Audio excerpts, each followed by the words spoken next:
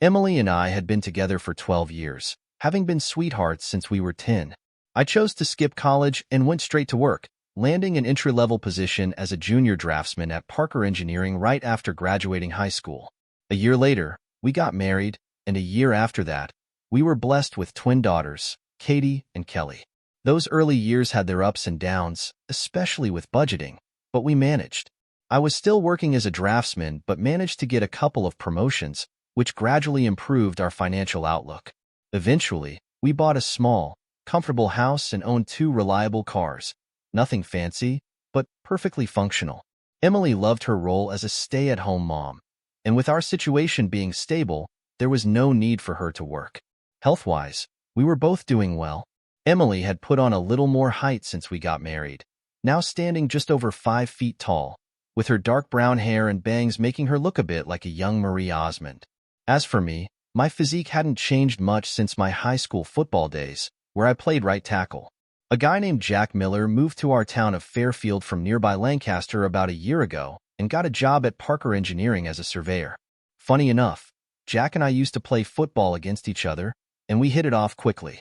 Jack was also married to his high school sweetheart, a fiery redhead named Laura. Laura and Emily became fast friends as well. They didn't have kids, but they were great with ours, sometimes even acting as nannies when we needed a break. Jack and I had a lot of fun hanging out too, watching games and taking some time away from family life. Emily and Laura were just the same, often going out shopping or attending social events while Jack and I stayed back, watching cartoons with the girls. Laura got a job as a secretary at Northfield Engineering on the edge of town about 6 months ago, and that's when I started noticing a few things that were different. The PTA meetings Emily used to attend once a month were suddenly happening every week. Laura, despite not having kids, was always there too. The two of them kept going to those Tupperware and kitchen gadget parties, though they rarely ever bought anything. They joined a book club, but never seemed to find time to read. Weekends were filled with long shopping trips that resulted in very few actual purchases. And Emily had started buying a lot of new lingerie, fancier pieces than I ever remembered. But strangely, I never got to see her wear them. This stuff started eating at me. I kept it to myself, though, not wanting to create drama, especially since Jack didn't seem bothered by anything. One night, about an hour after putting Katie and Kelly to bed, Emily came home from some kind of basket party. She'd taken a shower before Laura picked her up and took another as soon as she returned. That struck me as odd. While she was in the shower, I took a quick peek inside the basket she brought back and found a set of black lace lingerie. I couldn't help but wonder, who wears something like that to a basket party? I don't usually dig through my wife's things, but that night, curiosity got the best of me. I checked her underwear drawer and found the new lingerie. It was wet and sticky. I stuffed it in my pocket. Until that night, I'd never gone through Emily's phone or wallet, but something pushed me to check her call logs. To my surprise, she hadn't deleted a single call for over a week. Most were to Laura, but a lot of them were to people saved as and C, and H, and NW. I realized pretty quickly that these stood for Laura Cell, Laura Home, and Laura Work. Curiosity spiked, and I opened her contacts. Sure enough, Laura was listed with 3 different numbers. But what caught my attention most was that one of these numbers had an extension. Then, another number, labeled KC, had the same base number as Laura's Work, just a different extension. It wasn't hard to put 2 and 2 together. Emily had been calling and receiving calls from someone who worked with Laura, and I was pretty sure it was Laura who had introduced her to this mysterious KC. It was already late, but I dialed KC's number using Emily's phone, curious to see what would happen. A recorded message picked up after a few rings, introducing the person as Kevin Saunders. The message asked for a name and callback number. I hung up before the beep. It was too easy to get information, almost eerie. Before I could think more about it, Emily poked her head into the living room and asked if I was coming to bed. I told her I was just finishing up my book, though really, I planned to sleep on the couch. It was a rough night, tossing and turning, questioning myself, wondering what I had done wrong or how I could have been better. No answers came, just restless thoughts going in circles. The next morning, I woke up to the smell of my girls trying to make breakfast. Emily had always encouraged them to be independent, and it seemed to be working. Stretching, I looked over to see Emily already in the kitchen. She told me I should hurry up or I'd be late for work, but I told her I wasn't going in. When she asked why, I replied it was too many personal problems. I said it nonchalantly, but I could see it threw her off a bit. After showering, I sat at the kitchen table with my coffee while the girls had already left for school. Emily sat across from me, eyeing me cautiously, waiting for something she couldn't quite predict. Finally, I looked her straight in the eye and asked her to tell me about her new friend. I knew she wouldn't open up right away, but I wanted to see if she'd admit anything. Instead, she asked if my attitude had anything to do with whether I thought she was being unfaithful. I answered her directly, saying yes, that was exactly why. 12 years of marriage, and here we were. She questioned why I would entertain such thoughts.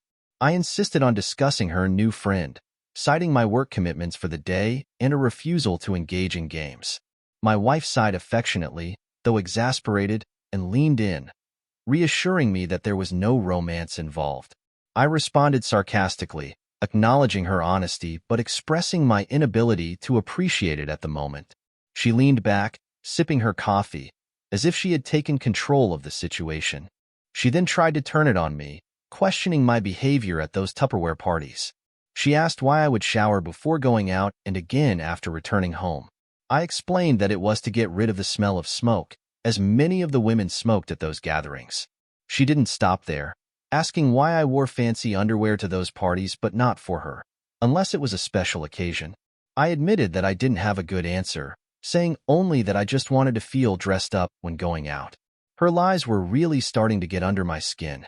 I could feel my anger rising, and I decided it was time to confront her more directly. I pulled out the soiled underwear I found the night before, accusing her of lying. I told her I knew the substance on the underwear wasn't mine and warned her against trying to blame it on a yeast infection. Emily fidgeted in her chair, unable to meet my eyes. Frustrated, I pressed her again, demanding to know why she had come home with soiled underwear and insisting she give me an answer. She pleaded with me to stop, saying she couldn't take it anymore, reminding me that we had been married for 12 years and questioning how I could treat her like this. The constant stream of lies and denial pushed me over the edge. With all the strength I could muster, I threw my half-full coffee cup across the room, watching as it shattered against the front of the microwave. This time, I had her full attention. Her expression was new. She had never seen me lose control like this. Leaning over the table, I demanded information about Kevin Saunders. She stood from her chair, moving toward the sink, trying to avoid the conversation. She kept repeating that he was just a friend. I persisted, asking if she was close to him. In a shaky voice, she admitted that she was. I pressed further, asking if she had slept with him the previous night. Finally, with tears streaming down her face, she confirmed it, pleading with me to stop and saying how sorry she was. She stood at the sink, sobbing uncontrollably. As I poured myself a fresh cup of coffee, Emily's cell phone started ringing. She looked between me and the phone, clearly nervous. She suggested I answer it. It was Kevin. I pressed the speaker button and greeted Kevin, who sounded distressed, mentioning a call attempt on his work number the previous night. Emily seemed frozen with fear, and I nodded at her to answer.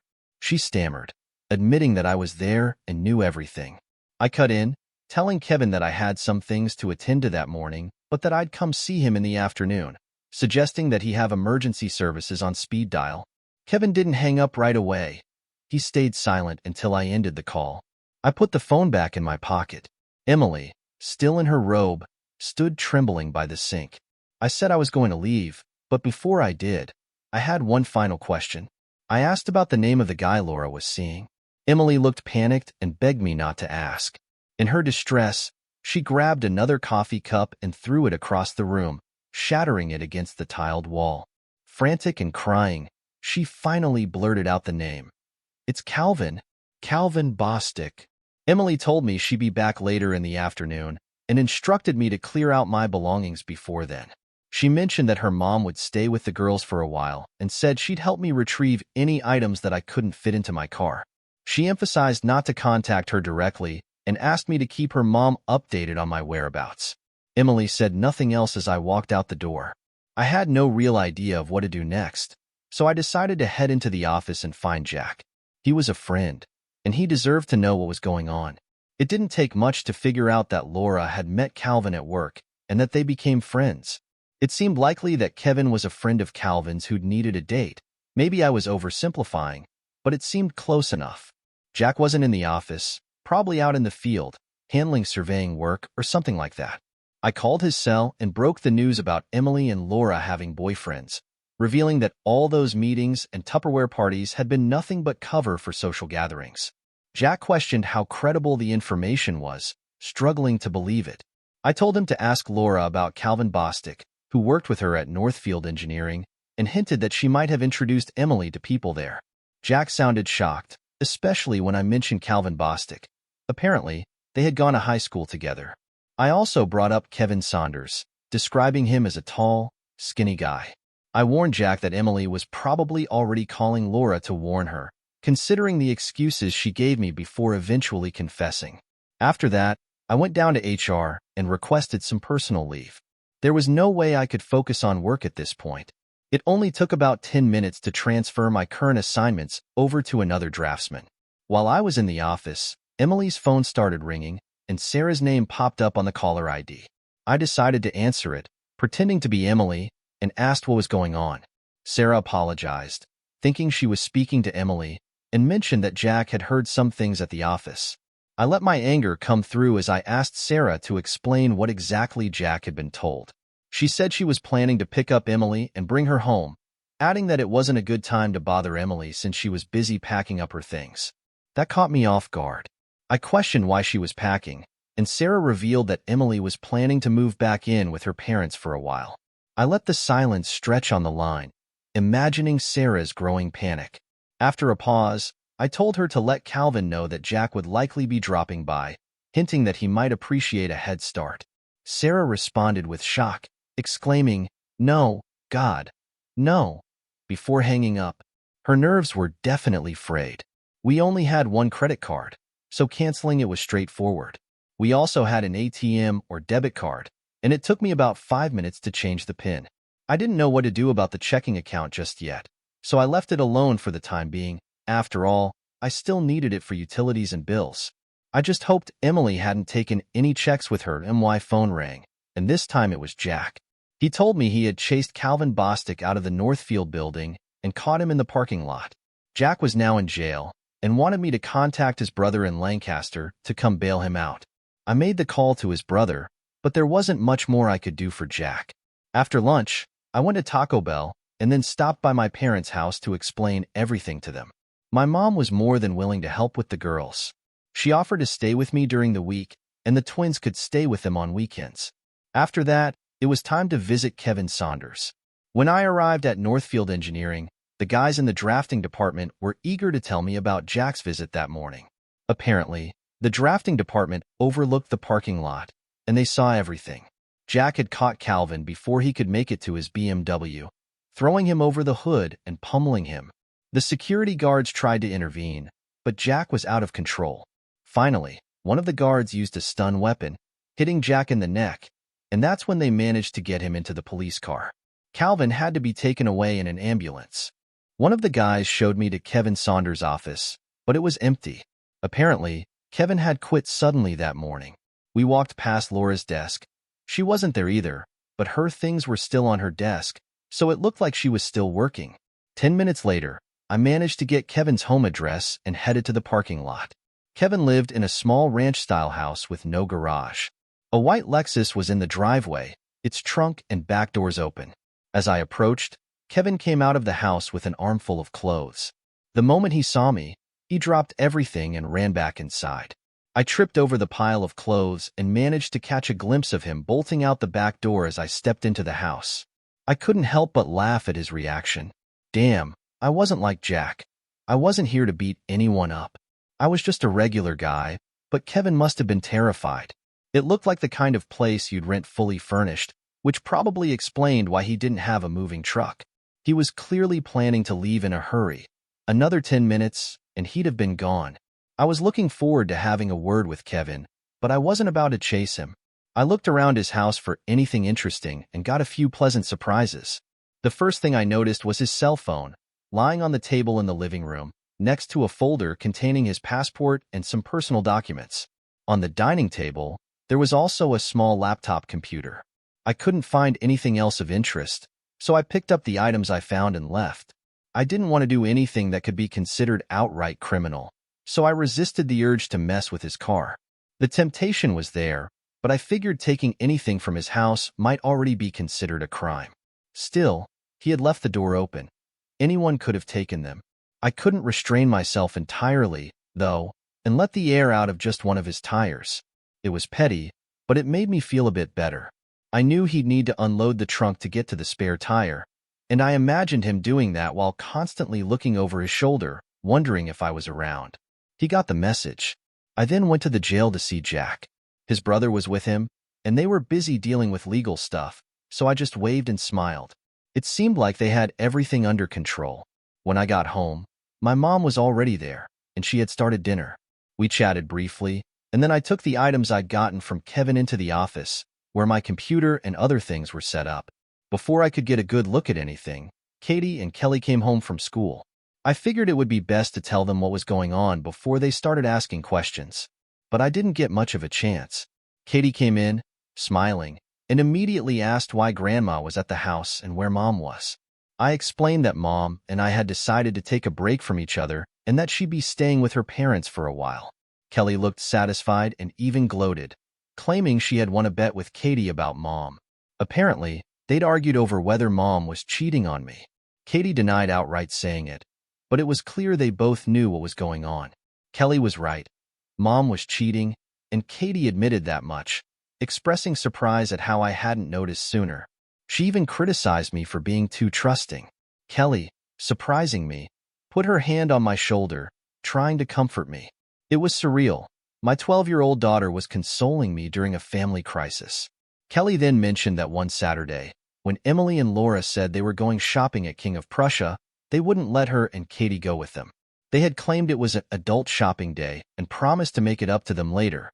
But the following Monday at school, some other kids said they'd seen Emily with a guy at Nobles Grove. Kelly and Katie called them liars, but one of the kids even had a photo on her phone. Kelly was convinced, but I had never heard any of this until now. I asked why they didn't tell me anything. They just shrugged. A couple of weeks later, Tracy Mercer's parents apparently saw Laura, Mom, and two guys at TGI Fridays in Allentown. They told Tracy about it, who then told Katie.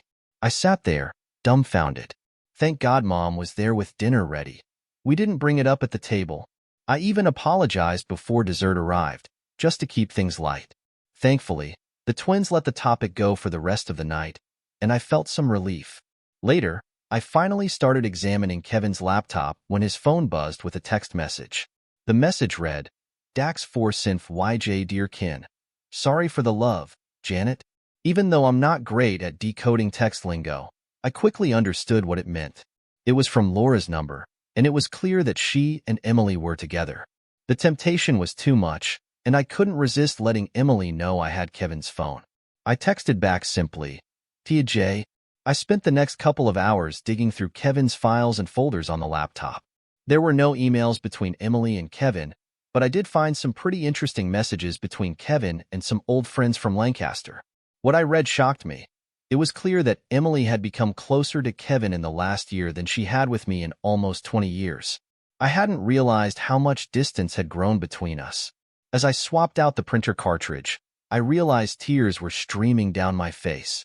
This wasn't something I was used to. Her betrayal hurt, and it felt like rubbing salt into the wound. I printed out several emails and a dozen photos. I would have printed more, but I ran out of the good photo paper. None of the pictures were inappropriate or explicit. They could have been shown at a family gathering without raising any eyebrows. Katie popped her head in and asked if she could call her mom. I didn't feel I could refuse. My mom was in the room with them while they talked to Emily, and she later told me that the girls hadn't held back at all. They blamed Emily for everything, and the conversation ended in under 5 minutes. The emails on Kevin's laptop were especially intriguing. Apparently, Kevin had been hired to work on an alternative energy project in Spain, and his start date was in 6 weeks. He hadn't told Northfield Engineering yet. I was pretty sure Laura knew, but no one else seemed to. He had everything ready for the trip, except for his passport, which was still in my possession. I was sure he could get a replacement, but he better hurry if he wanted to stick to his planned departure date. I figured Kevin could always go to the police and report that I had taken his passport, but I didn't think he would. He hadn't even booked his plane tickets yet. One of the letters he wrote to a close friend explained a lot. Emily was planning to divorce me after joining Kevin in Spain. She knew I would never let her take the girls out of the country, so her plan was to declare me an unfit father. The letter didn't go into specifics about how she planned to do this, but it indicated that whatever she had in mind would be severe enough to get my visitation rights revoked or take custody away from me altogether. It was despicable. Kevin wrote this letter, so it was technically hearsay, but I would have loved to have something directly from Emily herself. Still, I had to make do with what I had. I printed out several copies of the letter. My mom fell asleep on the couch while watching Leno, so I helped her to our bedroom. The girls had already gone to bed. I passed out on the couch afterward, for empty beer bottles sitting on the coffee table. I woke up to the smell of fresh coffee and bacon. Mom always made a good breakfast. The girls were finishing their cereal when I approached the table. They teased me good-naturedly for a bit before I started cooking some eggs. It was all light-hearted talk until it was time for the bus. I decided to be honest with them. I expressed my concern that their mom might try to separate us by declaring me unfit to keep custody. I told them I was open to shared custody for their sake, but I made it clear that I wasn't going to give up my right to be with them. I asked them not to choose sides, but to stay cautious and not believe any falsehoods. Kelly assured me that they were smarter than I thought, and that they loved their mom, but they wouldn't let her ruin things for me. She smiled, and Katie gave me a thumbs up before they left. After they left, Mom refilled my coffee cup and sat down with me. She encouraged me to relax and assured me that everyone was on my side. After a shower and a shave, I dressed a little nicer than usual. Leaving the house with 3 phones felt weird, and I made a mental note to buy a charger for Kevin's phone, even though I might not need it. I like to be prepared. I went to the family services office and waited for my caseworker. When I was finally called in, I was surprised to see Jody Mitchell, a name I hadn't heard in over a decade. Jody greeted me with a smile, and I remembered her from high school. Back then, she was part of the goth group that stuck together, facing ostracization from the rest of us, particularly the athletes. She looked different now. Gone were the pink hair, black lipstick, and heavy makeup. The sign on her desk read J. Mitchell, and I guess she hadn't gotten married in all these years. "John, what can I do for you?" she asked, interrupting my thoughts. I stammered a bit, then acknowledged her change in appearance, which made her chuckle at my awkwardness. I quickly apologized if I embarrassed her, but she just waved it off and told me to relax. She explained that halfway through college, she realized she could face the world as herself without putting up a false front. She mentioned that she had looked what I would call normal for nearly a decade now and felt more comfortable this way. Still, she admitted that she sometimes sounded patronizing and had a hard time keeping her foot out of her mouth. We moved on, and I asked if there were any files or reports on me. Jody confirmed that there was nothing under my name or Emily's, indicating that everything looked like we were providing for our children without any mistreatment. I nodded and told her about my 12-year-old twin girls, Katie and Kelly. Then I shifted the conversation to the main issue: Emily's plan to leave me and take the girls. Jody acknowledged that these situations were unfortunately common and asked if there was a specific reason why Emily was doing this. I pointed out that there were no documents or accusations in the system and shared my concern about possible setups. Jody explained that just because there was nothing in the system didn't mean I was completely in the clear. She suggested that Emily could be gathering information, like medical records or police reports, before reporting anything to their office. I expressed my skepticism, and she clarified that she wasn't saying I had no chance, just that these situations could be unpredictable. After a moment, I decided to share the email from Kevin. I handed a copy of it across Jody's desk. I explained that I had accessed the email illegally, acknowledging that it wouldn't be admissible in court. I mentioned the word conspiracy, admitting that I didn't fully understand its legal implications, and said that I just didn't know what to do to protect myself and my daughters, especially since I couldn't afford a lawyer. Jody relaxed back in her chair, keeping eye contact. She rocked back and forth for a moment, then leaned forward and suggested I come back the next morning. I nodded and asked if I could keep the copy of the letter. After a brief pause, she agreed. I left, and Jody bid me farewell, mentioning it was nice to see me. I smiled, and she returned the gesture, showing me a new side of her. Without any strong connections to lawyers, I resorted to picking one from the phone book. Despite knowing Emily's intention to divorce me, I wanted to make sure I secured my position, given the circumstances. I wasn't sure about our financial situation in the coming weeks, so I paid the lawyer upfront in cash for the entire process. I urged him to proceed in the quickest and simplest way possible, letting her have the house since it was worth less than the mortgage anyway. I insisted on joint custody of Katie and Kelly, with the possibility of full custody if feasible, and agreed to pay child support, but not alimony. On my way to lunch, Jack called, saying he needed a place to stay, and I offered to accommodate him. We met at Taco Bell, and when I approached, Jack had this silly grin on his face. Curious, I asked him why he was smiling. Jack shared that a friend from Community General Hospital had informed him about Calvin. Apparently, Sarah had visited Calvin at the hospital, not realizing his wife and kids had also shown up. Chaos ensued, and security had to escort Sarah out.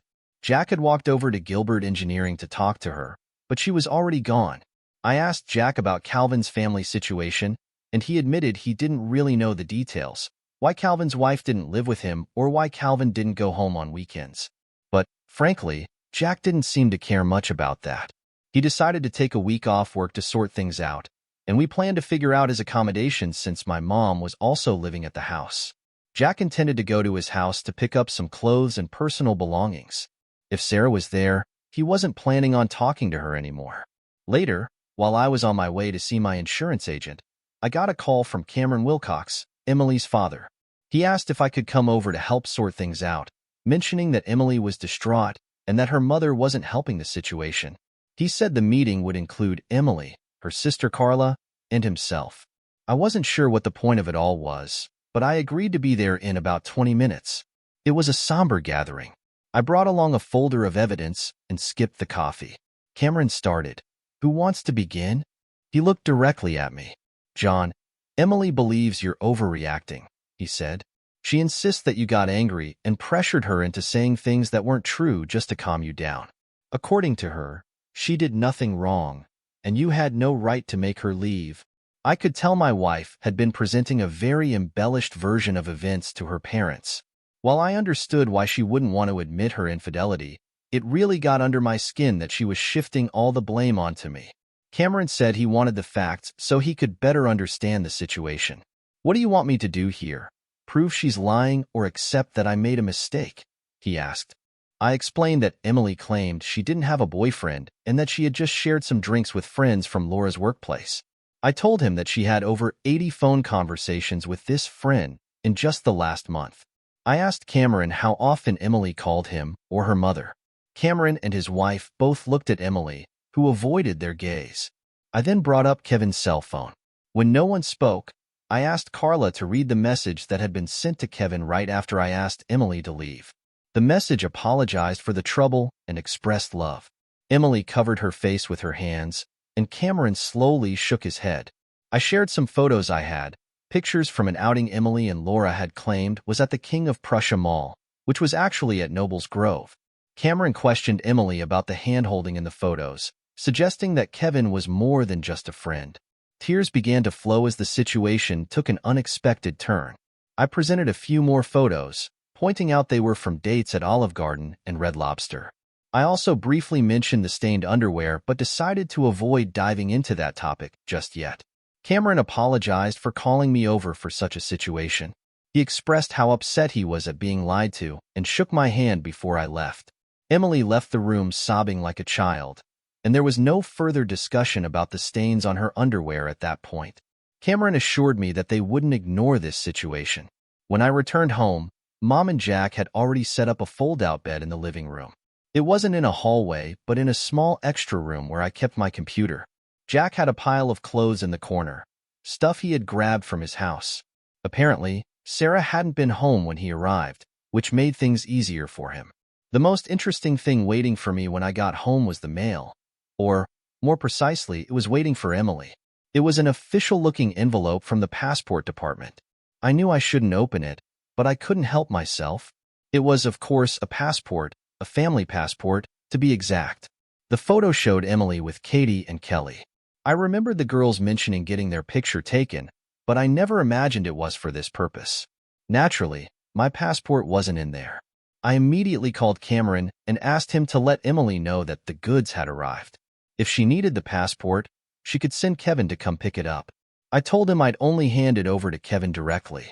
Usually, I was at work when the mail arrived, but it seemed I was meant to be here for this one. I would never have known that Emily received it if not for Cameron.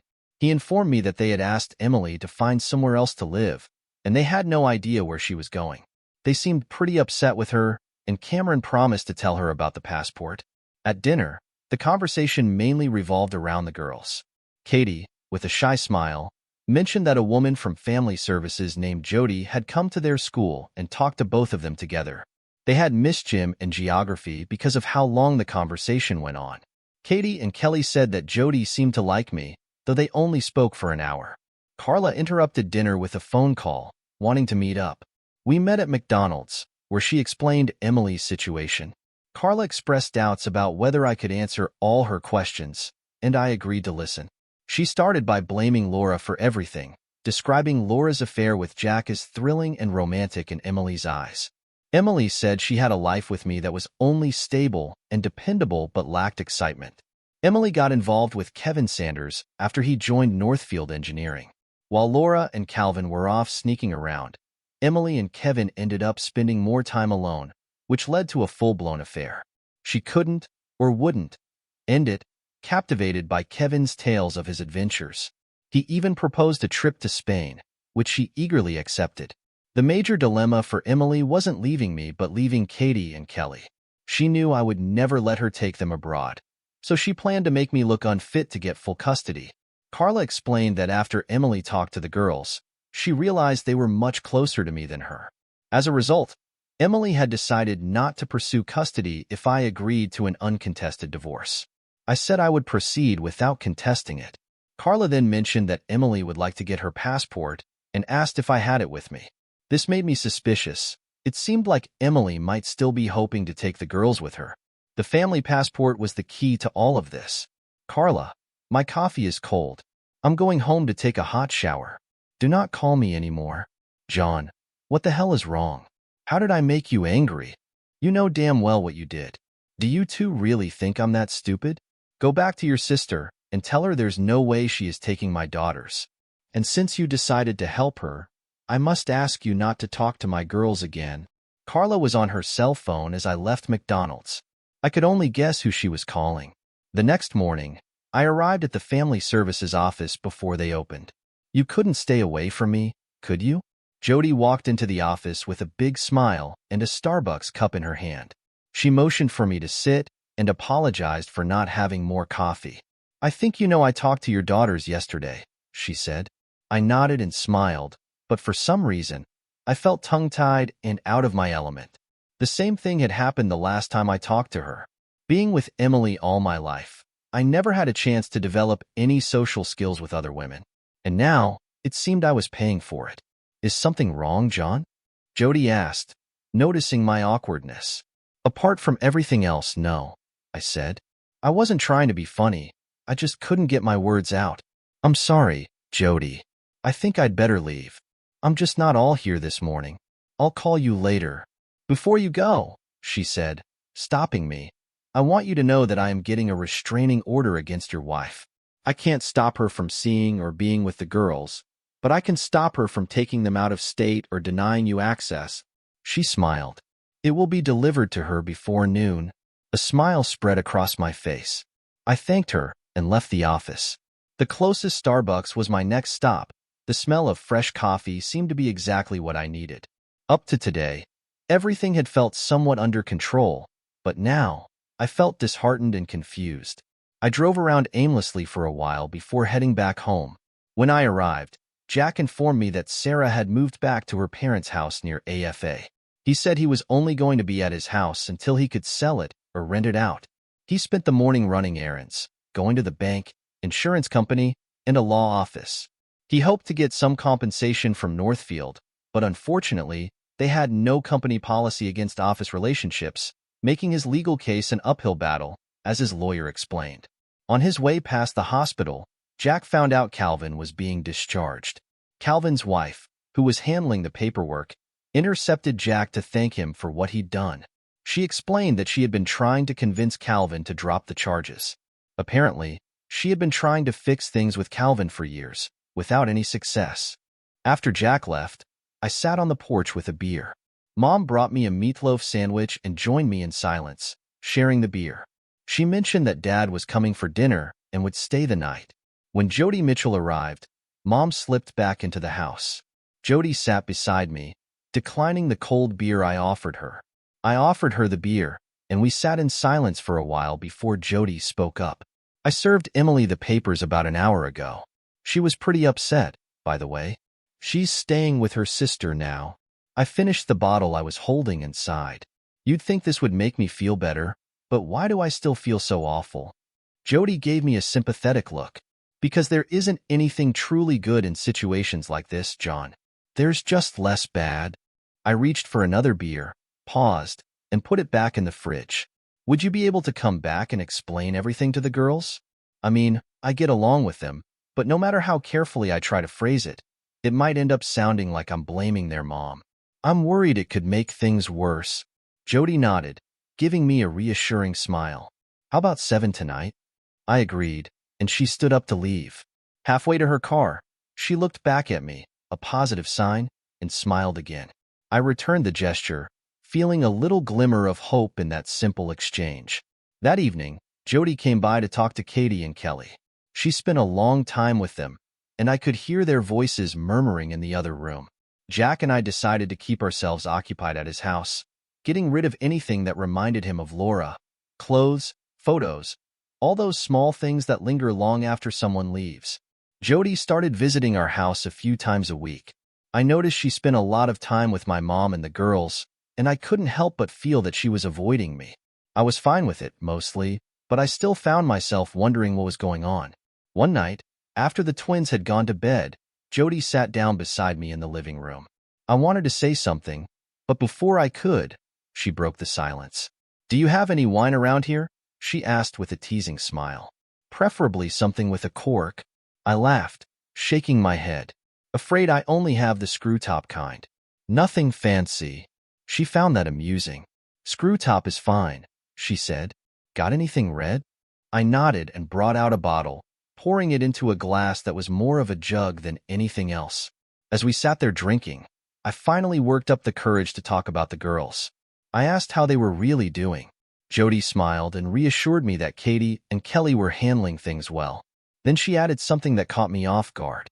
"You know," she said, "I'm actually here more for you than for the girls." That threw me. I blinked, not quite understanding. "But you hardly even talk to me during your visits." Jody laughed softly, shrugging a little. "I thought you had some kind of rule against fraternizing with clients." We both chuckled at that. To lighten the mood, she shifted topics entirely, bringing up tattoos. She said she was surprised I hadn't asked to see hers yet. I admitted that I had 4 tattoos from high school, 3 of which were pretty visible. She suggested a game to find the tattoos, telling me to stay quiet so we wouldn't wake the girls. The 4th tattoo was in a private place, and we shared a moment I hadn't felt in a long time. A closeness that was simple and real. She stayed until the early morning, leaving before the twins woke up, though I had a feeling they knew what had happened. I contacted my lawyer, the one I'd hired from the phone book, and told him to finalize and deliver the divorce papers. Emily, who was still with Carla, received the papers, but I got no response from her. More weeks went by, and my dad's health took a downturn. Mom ended up spending more time with him than with me. Thankfully, school was over, and the girls went to stay with her for the summer. Eventually, my dad moved into a nursing home. Jack and I helped Mom prepare the family home for sale, and she moved back in with me after that. Jody continued visiting Emily and the twins throughout the summer. But when she wasn't doing that, she spent her time with me, 3 or 4 evenings a week. Jody and the girls often went shopping or out for dinner together, and I appreciated how close they were becoming. At least, I didn't feel jealous about the attention the twins were giving her. I was pretty sure that Katie and Kelly knew what was going on between Jody and me. Emily still called the twins about once a week, but their conversations were always short and tense. They didn't even bother telling me about the calls anymore. From what their grandmother told me, Emily's calls felt like an obligation rather than genuine care. Meanwhile, Jack's divorce from Laura was finalized. My own situation still seemed up in the air, with no clear updates. Jack had decided he wanted to start his own surveying business and asked me to join him. I didn't have the funds to contribute initially, but Mom stepped in. She figured the money she would have otherwise used on my dad's care could be invested in something better. She said Medicare had taken over his expenses, and instead of watching her savings vanish, she decided I should use it for the business. I think, deep down, she also thought of it as a kind of investment in my future. 3 months later, Jack and I had our own small surveying business. My drafting skills turned out to be quite helpful, turning blueprints into something practical for our clients. About a week into the new school semester, the twins were called to the guidance office. They assumed it was Jody, but to their disappointment, it was Emily. They tried their best to be polite, but it was clear they struggled. Emily told them she loved them and was sorry for how things had turned out. She also said she was planning to go to Spain to see the windmills and promised to send postcards. She assured them she'd call every year on their birthdays and send amazing gifts for Christmas. The twins told me later that she cried when she left.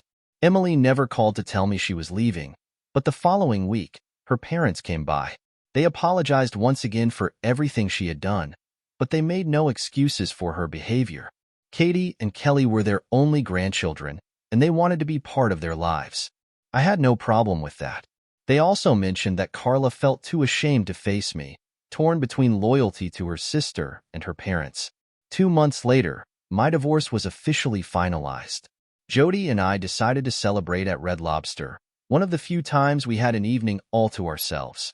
Without the girls around, the night felt rare, almost like an escape into a life that was just ours. I believe the twins were a bit more excited about Jody joining our lives than they let on. We ended up spending the night at a local Holiday Inn, taking a small break from everything. The next morning at 10 o'clock, Katie and Kelly welcomed me back with delight. They didn't say much, but their smiles lasted the entire day, ear to ear, as if they were relieved to see our family settling into something more stable. A year later, things were going well, though my father passed away unexpectedly. It was a hard time for all of us, especially for Mom. She considered moving to Florida to stay with her sister, but the thought of leaving the twins made her hesitate. Katie and Kelly, however, had their own plans. They encouraged her to make the move, suggesting that Jody could take her place in the household, though they joked that Jody would never be able to cook quite like Grandma. They also insisted they were finally old enough for separate rooms, now that they were teenagers. It felt like the right time to make those changes, and the plan seemed to be the best option for everyone. When the girl's birthday came around, they received cards from Emily, but no phone call. It seemed like every interaction with her was increasingly impersonal. She also sent postcards, all featuring Spanish windmills. I wasn't sure what they were meant to symbolize, but I tried to appreciate her effort. For Christmas, she sent 2 beautiful embroidered dresses. The only problem was that the girls were now growing fast, and the dresses were too small. Surprisingly, Katie and Kelly didn't seem to mind. They even found humor in the fact that their moms still thought of them as kids. On the business side, things were going surprisingly well. Gilbert Engineering had become one of our biggest clients, providing steady work for Jack and me. Jack seemed satisfied to learn that Calvin had ended up teaching electronics at a vocational school in Lebanon County, a far cry from his engineering job. It felt like a significant downgrade for Calvin. He wasn't married anymore, and Laura had moved on, remarried, and relocated to California. Kevin Sanders, meanwhile, had left his job in Spain after less than 6 months and returned to the States. Where exactly he was, nobody seemed to know. Jack even tried tracking him through his high school's alumni association, convinced that Kevin had gotten off too easy. Jack was always the kind of guy who liked things wrapped up neatly, and in his eyes, I had let Kevin slip through my fingers. Strangely, the postcards from Emily kept coming. Each one had a picture of a windmill, always accompanied by vague sentiments. Never anything specific about where she was or what she was doing. Just brief, polite messages. Cameron, her father, informed me that she had called them a few times, saying she was working at a travel agency in Barcelona. She never mentioned Kevin or anything about their past, which made it all feel as if she was trying to erase that part of her life. A year later, Jody and I decided to quietly get married in Maryland. It wasn't a big event, just the two of us and a few friends. Shortly after, we found out Jody was pregnant, and the news brought real joy into the house. Katie and Kelly were just as thrilled as we were. They started talking about having a goth sister, always sharing a private joke between them that they never let me in on. I didn't mind. I was just happy to see them laughing again. The postcards from Emily never stopped. More windmills, always more windmills. It became a kind of strange ritual, each card as cryptic as the last, with general well wishes but never any real details. I couldn't figure out if the windmills had some deeper meaning, or if it was simply the only thing she could think of to send us. Whatever the reason, it remained a mystery to me. Gilbert Engineering continued to provide steady work for us, and the business was thriving. Jack and I worked hard, and my drafting skills had only improved. The girls were growing up fast, both more independent and somehow more themselves every day. Jody's pregnancy brought a new kind of hope into our lives. It felt like we were moving forward, all of us together, leaving the complications of the past behind. The girls were doing well in school and had even joined a few clubs. Katie had started track, and Kelly was diving into photography, things that showed they were growing and exploring the world on their own terms. I suppose, looking back, everything had worked out better than I could have hoped.